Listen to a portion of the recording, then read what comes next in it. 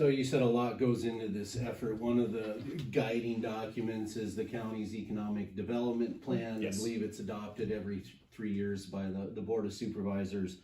Talk to us a little bit how that guides the goals and the direction of the department. Yeah, so it effectively is all of the goals of our department, right? So I think a few different things on this one. It is a 3-year plan. So for what we have right now, it's 2023 to 2026. As we just begin to enter 2025, we will start the process of updating it in some form or fashion. That'll probably happen within the next 6 months or so when we'll kick that off. The important thing about the plan is that it does chart the entire course. And the way that we charted that course, I think, is one of the most important pieces to it, because we went through about a year-long process of engaging the entire region and as many different constituents, as many different groups as possible, so that their feedback was in that plan. So this is not just like county as an organization creating a plan, right, and then engaging and implementing it. It was the county creating a plan through a collaborative effort, right? So not only did we have individuals in real estate, academia, municipalities, City of Tucson, Marana, Oro Valley, Sahuarita, City of South Tucson, unincorporated areas. We had Metro Chamber, we had all the different chambers in the region actually, Pima Community College, you name it. At some point, all of these individuals were involved in that process. So the positive thing for that is that the needs of the community in all of these different areas are reflected in that plan in some form or fashion.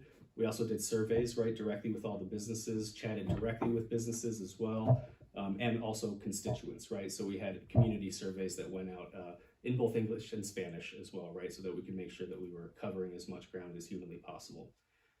It is a codified policy document, right? So the Board of Supervisors did approve it. It will be good for the duration of its lifespan. If we need to extend it, we can do that without updating it technically, but we likely will update it before we go for a different approval. And if we do another approval, it could be another 3-year document. We also might be able to tweak it to where it's a 5-year document.